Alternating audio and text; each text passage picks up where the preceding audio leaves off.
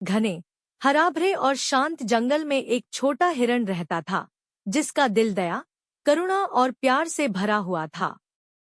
एक दिन वह नदी के किनारे पानी पी रहा था कि अचानक उसे झाड़ियों की ओर से एक कमजोर और दर्द भरी चहचहाहट सुनाई दी, जैसे कोई जीव अपनी आखिरी उम्मीद तलाश रहा हो। हिरण तुरंत चौंक गया। उसने चारों ओर देखा और आवाज का पीछा करते हुए घास के गुच्छे हटा दिए तो वहां एक छोटा सा पक्षी घायल पड़ा था।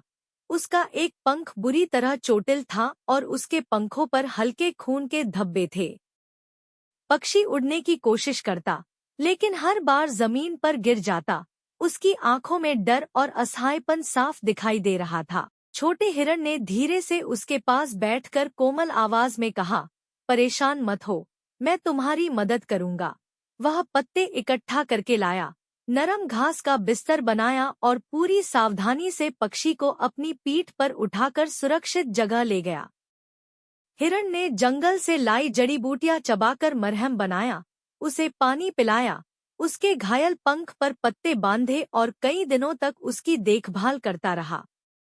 जंगल के जानवर हैरान थे कि इतना छोटा हिरण इतनी बड़ी जिम्मेदारी कैसे निभा रहा है, लेकिन उसके दिल की ताकत उसकी शारीरिक कमजोरी से कहीं अधिक थी।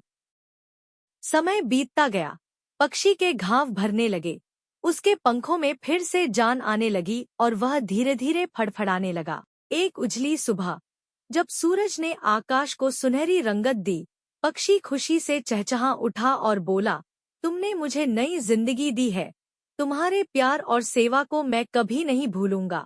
फिर उसने अपने पंख पूरे फैलाए, जोर से हवा में झपटा और आकाश की ओर उड़ गया।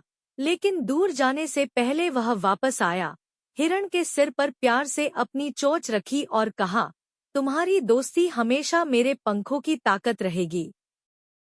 हिरण ने मुस्कुराकर उसे आकाश में जाते देखा और उस क्षण पूरे जंगल ने यह सीखा कि असली बहादुरी शक्ति में नहीं, बल्कि किसी के दुख को अपना समझकर उसकी मदद करने में होती है, क्योंकि दिल की कोमलता ही दुनिया को रोशन रखती है।